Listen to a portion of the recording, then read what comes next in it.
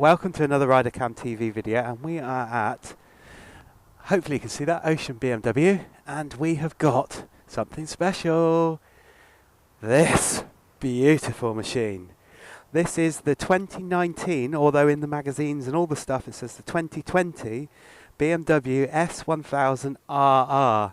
Now this is the M-Sport model, which has reduced the weight from the old RR down by 14.5 kilos, something like that. This has got 207 brake horsepower, millions of Newton meters and all that sort of beautiful numbers, which we'll put up on a card shortly.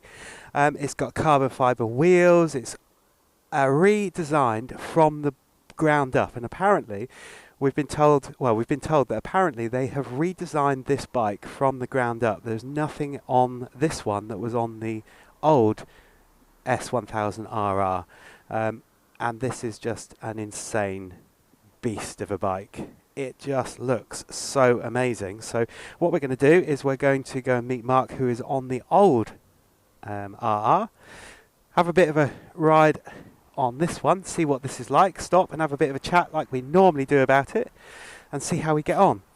Now this bike has got the TFT display on it, and the TFT display is much the same as the TFT display on the Adventures and everything else that has got it in the range, but with a difference. This has got rain, dynamic, road, sport mode, race mode. It's got DCT buttons for when you're racing, and then the modes change for race 1, 2 and 3 and all of that good stuff. So it's going to be an insane bike to ride.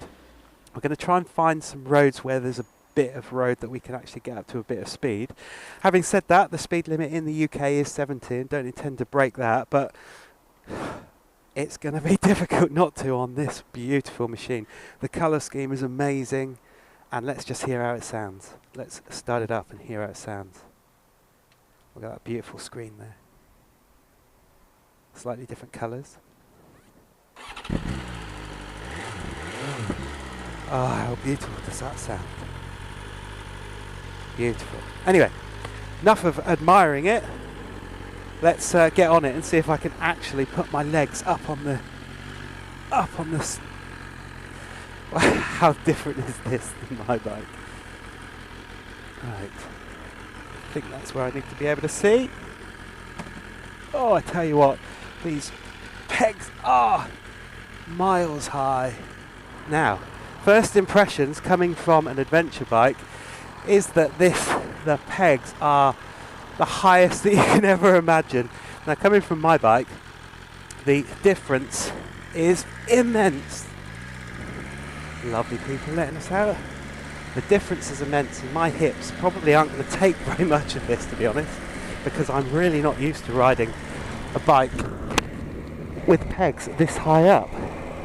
Having said that, I'm sure that the pain will all be worth the amazing performance of this bike. Now, the first impressions of actually sitting on it are that for me it's quite a painful bike to sit on, but as we've said, that's purely because my hips just aren't used to being put up so high. The bike just purrs. Now, because this bike has been redesigned, and this is the M-Sport version, so this has got everything you could possibly imagine on it, to be road legal. I mean, it's basically a race bike, a bike that you should have on the racetrack, really, and I'm sure people will have it on the racetrack and doing immense things on it. And these bikes will far out excel many riders, especially my experience and my expertise on a bike like this. It will far shine much better than I am. But the handlebars are a little bit wider than the old version, because what they've done with the redesign is they've made it more upright and a little bit more relaxed, and the handlebars are ever so slightly out, so you've got a much better seating position, I guess. Now obviously I'm going to be riding leaning down, but I don't feel that there is any weight on my wrists, unless of course I put all my weight down, but it's all being held by my core, and I would imagine that that's why you get lots of very suavely dressed, sophisticated looking athletic sports riders, because their core is holding them all the time on these bikes. So now that we've got some fuel topped up, we've got 617 miles in here. Now obviously this review is not going to be 617 miles long, because we would be here all day and I'm sure lots of people would go to sleep. But the seating position on this, now that my hips have got used to it, it's really quite comfortable. My legs are quite crunched up, but obviously that's because of the seating position and it being a sports bike. Now what that does do is it does make my knees naturally grip the tank, and it's really quite a comfortable position. I never thought that I'd ever be saying that about a sports bike. The handlebars, as we said, are quite wide. They're a lot wider than the other one, but let's see what it does.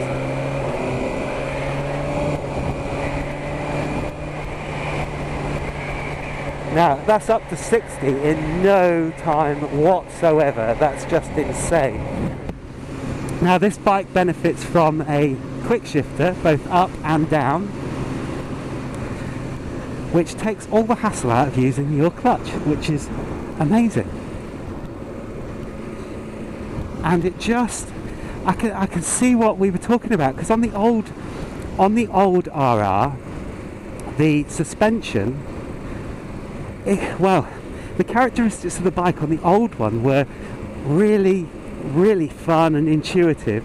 When you go around a corner, the characteristics of the bike to skip about and be a little bit freer on the back were a lot more, if that makes sense. So it was skipping around and gave you a little bit more feeling that actually you're like riding on the edge, even though you perhaps weren't. Whereas on this bike, it's got the adaptive suspension and all of the gadgets that BMW have put on it. And what that actually does is, no, it doesn't seem to matter what you're doing with this bike or what terrain you're on, obviously not off-road but on-road, that the damping settings are doing everything on this bike to keep the back wheel on the floor. And you can really feel that as you're going along on different terrains on the road, at how well that engineering has actually done on this bike, because it's keeping that back wheel on the ground, and it's almost as if the back wheel is working with everything that's happening, of course, but it's almost like the frame and the bike are being damped whilst the wheel is being pushed down onto the road. And very often we get the feeling on motorbikes when you're riding on different roads that in actual fact when the suspension's working, it almost feels like the wheel is pushing itself into the frame, and therefore the frame is going up and down. But this bike is very different. This bike is very different indeed, and it feels very smooth on all of these bits of road that we're riding along. Very smooth, and that's the only way that I can describe it really. It's almost like the wheel is being pushed down onto the road by the adaptive suspension and all the gadgets that are doing all of its bits and bobs, but it's keeping the whole bike from bouncing up and down. So the adaptive suspension on here is just working amazingly well. And I was talking into the dealership with Martijn and Ava and James down at Ocean BMW, and we were saying what are the differences between the old one and the new one. And the old one and the new one are completely different bikes in terms of how they've been engineered.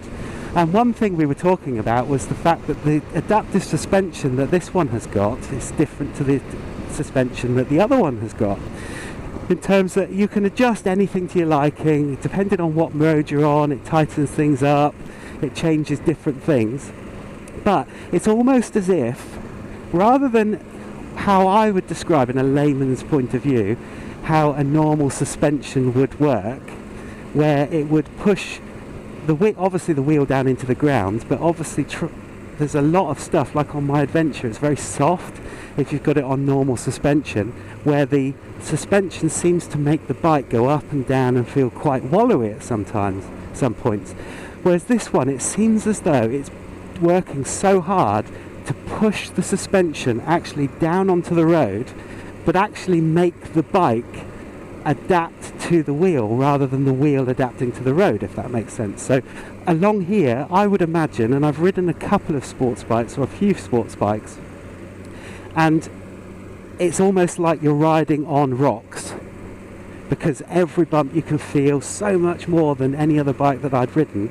However, on this one, it's really quite a smooth ride, and I'm so pleasantly surprised by the amount of smoothness that this adaptive suspension and all of the gadgets and gizmos that have been put into place by BMW are actually keeping this smooth.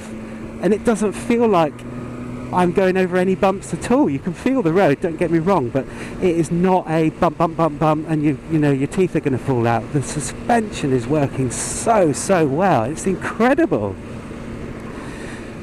The seating position, as we said, with my knees, I'm naturally holding onto the tank, which is really good. I don't feel like a rider, because I am an inexperienced rider on sports bikes, because I ride different styles of bikes, but I'm naturally holding onto the tank with my knees because the seating position is making me do that. I haven't got any weight on my wrists, on the handlebars, and them being slightly wider, they're not as wide as I would like them, but it is the style of the bike, so I can't complain, and it is what it is.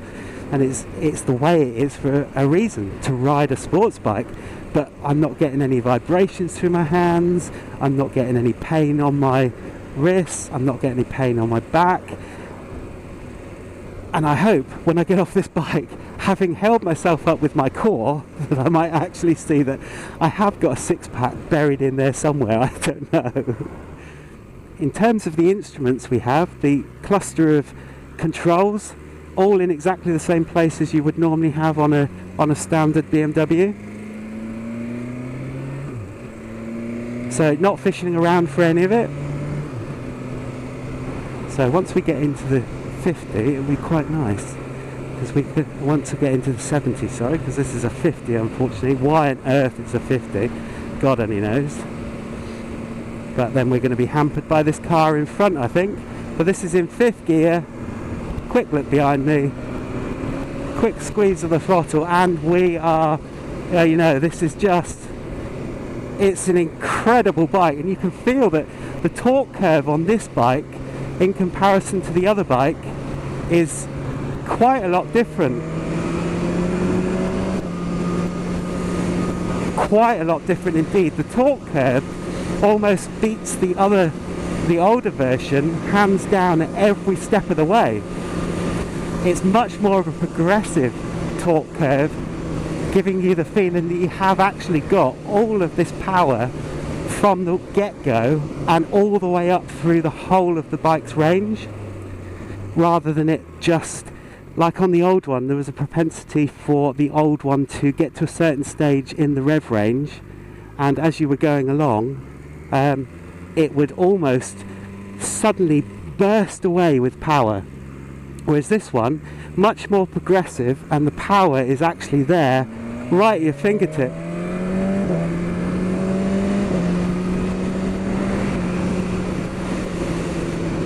Now I really wish, for the first time ever, because this has put such a smile on my face, that there was a racetrack to take this bike onto, because this is where this bike is going to excel, and obviously in the hands of a much more experienced rider, of course, than myself on a sports bike. But this is just an insane bit of kit. I can see why there's so much hype about this, why people are getting so excited about it. It's just incredible. There's no chinkling of the chain, it's just really tight, and what I mean by that is when you're putting the power on, all of a sudden on the older version, the one that Mark's riding in front, it's almost like it would get to a point and then blast off, and like almost take off with you. But this one, the power delivery is insane, absolutely insane. I'm going to pass Mr. Mark. Absolutely insane. The brakes are extremely good, and there's lots and lots of different settings of different riding modes, different suspension settings, and of course there's different settings on the display and different views that you can have, and we'll hopefully go through that in a little bit when we find a nice quiet space to stop. But do you know, I remember saying on the older version of the S1000RR that we rode from BMW, that up until riding that I never understood, and I never criticised people, but never understood why people were so hell-bent on having a sports bike. And then I got on one and rode one, and although it's not the bike for me, because I need a bike that's functional, that does the day-to-day stuff, if I had the money, if only I had the money, I'm in the same boat as lots and lots of people, if only I had the money, I would have a sports bike and do proper track days, because this bike, it's insane, it's incredible. I would say that this has put the older one put a smile on my face and really showed me what it was like to have a sports bike and what it does to your head. Not in a bad way, but the pheromones and stuff that are going around in my head, thinking, wow, I'm sat on this pocket rocket, but I've got all of these aids and things to make my life so much easier and the ride much more enjoyable. I'm not aching, whereas I remember aching quite quickly on the other one because of the seating position. This one just lends itself to just wanting to go, and together with its looks, I think BMW are onto an absolute winner with this bike. It is absolutely insane. And my smile, if you could see my smile on my face, you'd probably all be laughing in your armchairs thinking, oh, this bloke smiles at any bike. But there's only been a couple of bikes that have done that to me. One of them has been the Kawasaki Vulcan S, because that bike reaffirmed in my head that I'd been using motorcycling on my adventure as a work tool, and I'd kind of forgotten the enjoyment that you could have on a different bike, and a cruiser, totally different style. And then here we are, sat on this S1000RR from BMW with an immense amount of stuff on it. I mean, that's just like within a second I'm up to speed on a 60 national speed limit. And I've got a smile from ear to ear. My hips have settled down, I don't feel uncomfortable at all, I'm not getting vibrations from anything on this bike. It's one of the smoothest bikes that I've ridden. The sound going through my head, it's like an electric orchestra going off in my head, into my helmet. It's just everything about this bike, how you're sat, the power delivery, the braking system, the accoutrements that it comes with, the refinements with the screen. It just is sublime, absolutely sublime, and I really, really get it. I really get why people like sports bikes, and this one, wow, just wow. The only thing I have noticed, there's always a downside to some things, and it may just be, and it probably just is, the fact that I've not been riding this bike for very, very many miles. However, to get it into neutral, it's really quite difficult. I managed to get it into neutral, but with feeling really, really carefully exactly what's going on. It wasn't as intuitive as I would have expected to get it into neutral. The brakes are incredible, as you would imagine, and they've got to be on a bike of this standard. They've got to be. And look at that, it's got the hill start assist as well. Now, you wouldn't believe that on a sports bike, that it's got that. It took ages to get it onto the GSA, but it's come out on this one already. The TFT screen's right in the right place, and because of the seating position, my eyes are level with the road. They've really thought about the ergonomics of this bike, and even looking at the wing mirrors, I'd say the wing mirrors are kind of like in the same sort of place as they would be if they were on an RT. They're good mirrors, you can certainly see everything around them. Perhaps need to angle them just slightly out a little bit so that I can actually see what's going on behind me. The seat, it's like sitting on a board. But strangely enough, I'm not finding that sitting on this seat, which you could describe as a bit of a board-like seat, there is nothing to it. There's certainly no give in it at all. It's like sitting on a plank. That seat is actually very comfortable. I've not got an issue with numb bum or anything. It's actually quite a comfortable seat to sit on. So you've heard me ride this. Welcome to my new bike. This is the BMW S1000RR, the 2020 version.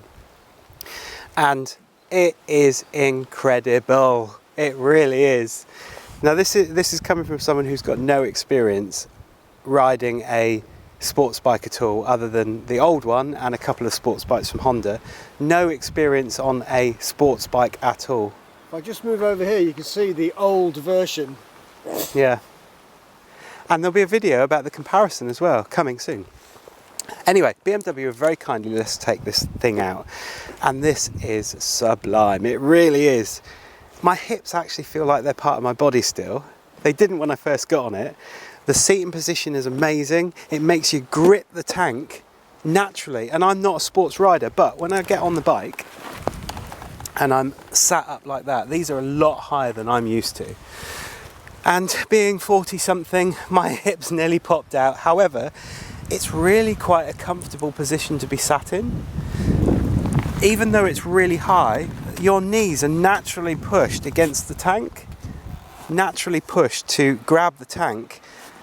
I've got no weight on my wrists whatsoever, unless of course I lean down. All the work that my body is doing is being done by this core. It's a beautiful core. It's got 6 packs, everything. It's That means you don't have to do your annual abdom. Yeah, I know.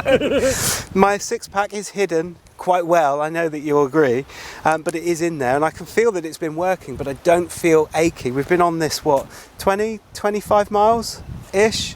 Difference of roads, fast roads, don't ache one bit. Now this bike, in comparison to the old version, has been reworked. Apparently there isn't a bolt that hasn't been reworked from the old version. So this is technically a brand spanking new bike, but it's the new version of the old one, which is quite strange. But the suspension, the dynamic damping, all of that sort of stuff. And I was riding along, Mark, talking about how this bike is so stable. The older bike, when you're pushing it around corners, felt a little, not sketchy, but it felt like the bike was wanting to skip about and a bit more lively.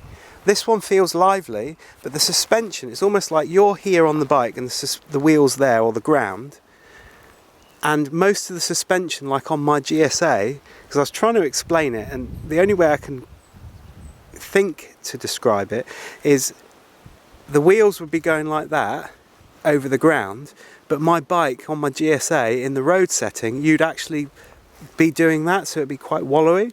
In the normal road setting for this, that's planted on the road and it's almost pushing the frame away from the wheel at such an extent that you can't actually feel it going up and down. You just feel this smoothness. I've never experienced something like that on a sports bike, because my first initial reaction to getting on this was fear. I was really worried about riding it. Thought my hip was going to fall apart and I'd have to go to hospital for months. I was going to kill myself because the speed, it was all going to go horribly wrong in my head. However, I thought that I would be like that going along, and it's nothing like that. I did have a bit of tingling through my fingers when I stopped, but I didn't feel any vibes going through the handlebars as I rode. Certainly nothing through the foot pegs. Just an awesome ride. And the seating position for a sports bike, I wish you could have seen the smile on my face as I was riding, because I've never felt so happy riding a sports bike as I have been with this one. And people will say, oh, we never talk negatively about BMWs. We do. There's a lot of things that BMW don't do for me, and Mark talks about stuff that they don't do for him as a rider, expecting a certain thing on a bike. But actually, I don't know what I expected on this. I expected it to be really bumpy, have lots of speed, be really difficult to control, and everything was totally wrong. Really comfortable. I'm not sure that I would do a few 100 miles in one go, but then that's not this sort of bike. If you were doing that, you'd be around a race course and you would be working, wouldn't you? I don't think the tank could give you 200 miles. Well, no. But I'm so surprised. And if I had, like I said when I was riding, if I had a big enough garage, a big enough bank balance, and the ability to have time and go on track days, then this is where I'd get this one. Where I think this bike might fall down is that it's really easy to get on a bike like this and be helped by all the accoutrements and all the gadgets on the bike to think that you're a better rider than you actually are. Now, I'm not an experienced rider on a sports bike, and I was saying that when we left the last car park mark at Argyll Dam and came up to here, that people will be saying on the video, why are you only doing 40 or 50 miles an hour around these corners? This bike's capable of much more. The bike is. On this bike, I'm not that capable because I haven't ridden it. I haven't got the experience to ride and put this through the paces on a normal road, and it's a normal road. So there will be people that say that, but I think as long as you kind of understand what this bike can make your head want to do and battle against that, because I was saying all I want to do is pull this throttle and hear that noise from the can and just take it to its limit. I'd never get it to its limit. It'd take me to my limit very quickly. But it's a road, isn't it? And I think very quickly you can forget that you're perhaps not as experienced on a bike as you think you are when you get on something that does so much for you in such a good way. Does that make sense? It does. It worries me actually that, you know... Let me move the mic a little bit closer just where you're talking. Here I am, I'm talking over here now. All the experience that we've had of riding, and you know, other people are exactly the same. You can buy a beast of a bike like this, and I don't think it'd take long before it overpowers you. Yeah. Do you know what I mean? I mean, today we've been riding them, and it's so easy to push it harder than your ability. Yeah. Well, I came up to one of the roundabouts, and on one of those roundabouts was ready to pull away, but was kind of more used to my bike and pulled a bit, not a handful, but a bit more throttle, and almost, well, I surprised myself how quickly it wanted to go away. But it'd be interesting to find out. Maybe we can do some research, or somebody could tell us what the percentage of accidents for people riding sport bikes is compared to riding other styles of bike. You know, and I would imagine it'd be quite high, mainly because they're so tempted to go fast, and it's not a criticism. It's just like, wow, you know, I've been riding the black one over there, and it's just, you want to go fast. Yeah, it makes you want to do it. But you got to have it in your head that actually, you know, my skill set is not like that. Yeah. It should be on a track. And that's where these bikes are made for experienced people on bikes that can go really fast and know how to handle them and deal with them properly and on the track. I was talking to a guy just a couple of weeks ago, and he was saying about, I forget what type of bike he had, but he was saying how fast he likes to ride it and all this lot, and I think he was 28 years old, so he's a youngster compared to myself, you know, and it just seemed his whole reason for riding was fast, and I just don't want to become a statistic, but that's the way it is. But he does it on the road, unfortunately. But you can understand why. As I'm riding it along, all I want to do is hear that roar, feel the speed, feel the wind going over my helmet. Incidentally, no buffeting, no nothing. Obviously my helmet's quite loud, so the faster you go, the more air you get, the louder it's going to be. No disorientation with being buffeted or anything. I just cannot believe that this bike is it's so ergonomically designed that it can go through wind like a bullet. Unfortunately, the rider has never been ergonomically designed to go through anything like a bullet, let alone the air, as you can see. But wow, what an amazing machine. And you know, we'll go through the differences between the other two bikes in another video, but you get this screen. Come around this side, Mark, and have a look at this screen. Side. Right, so this screen, hopefully you'll be able to see it. Oh, the TFT screen, you mean? Yeah, hopefully you'll be able to see it. It's almost identical to the TFT screen on the rest of the range, but it's different. It's got different colours. There's different menus. So if you go into the menu, you get this sport button. Oh, I know. and then you can go down into the sport modes, and you get different modes, which shows you what's happening with the what's that, dynamic traction control, isn't it? We'll say that. I think it's It'll be traction wrong, but control. we'll say it anyway. And what force you're putting on the braking, and then you can go over to the next one, and it tells you what your lap time is, and you know, there is far more. And you even get one that looks like a futuristic, I don't know, Star Wars, Star Trek type thing. See, we're not really interested in a lap time. We're really riding from into Truro. From Falmouth. Have a look on the map and see how close it is. But you get lean angles, you know, all that sort of stuff. So there's a whole host of things to keep techies happy on this as well. And you have to take your eyes off the road and read all that. Well, yeah, but but where it is and the seating position, you're only looking at that and kind of lowering your eyes. I don't feel that you're going like that, like on some bikes, to actually look at it. Churchill. No. But you're looking ahead. That's where this bike's programmed for you to actually sit. And unlike lots of bikes, you can sit on them, and I'm sure that they all go through lots of designs to make you sit in the right place. But on some of them, when we've been reviewing, the cluster of instruments have been that you've got to keep moving your head. This one, because of where you're sat, you're looking up, but just drop your eyes down and you can see it. And you know, we talked about this TFT when it first came out, about all the fonts and the colours. They're done in that way so that you can get that information really, really quickly in a split second, and that's what you need when you're riding, especially on a pocket rocket like this that is ergonomically designed to go through the air. You like that, don't you? Yeah. Now come round the front. Have a look at these beautiful lights. Now, are they not insane, or are they not insane? They got a slight blue hue, so you would be mistaken to think that this was perhaps an undercover police vehicle, I think.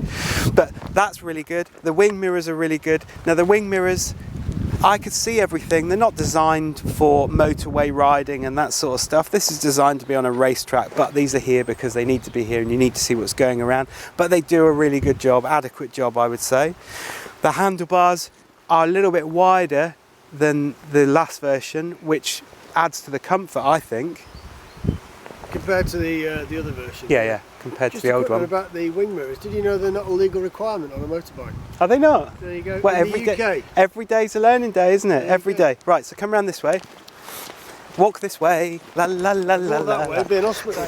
Looking at the front, we've got double discs, BMW brakes, immense brakes, carbon fibre wheels. Would you credit it? I wonder who makes the brakes. Are they Brembos? Because like, they've always had Brembo. Well, brakes. they had Brembo up until a short while ago, didn't they? And then they've all been branded BMW. So I guess that BMW either bought Brembo or they're just making their own brakes now. I don't think they make their own brakes, mate. But you know, who knows? Well, who knows? Lovely, lovely bit of fairing, and I love the colours that they've picked for this. I think the colour stands out really well. I like a bright bike, even though I've got a triple black. Engine. Well, there's nothing much to say about the engine other than the engineering on the outside probably is only surpassed by the engineering on the inside, and it's incredible slip clutch and all that sort of stuff. Yeah, very philosophical. Wow, we do amazing things as human beings, don't we? And this company, like any other manufacturer of motorbikes, these people know how to make bikes, don't they? Yeah. They know how to make engines. Pegs are really good. They've got acorns on there. I don't think that I'd ever be able to get those acorns scraping on the ground, but who knows. The one thing that I kind of think they've gone a little bit amiss with both the older one and this one is the cam. They've taken all of this effort to make this whole side of the bike and the bike itself look amazing, but then you've got all of this really good welding work, obviously, but why would you have a can going all the way back up there? Why would you not have a can down there that kind of hides that and makes it look a little bit better? I kind of don't like those small cans that come out the side, but maybe it's something to do with the performance. It could be.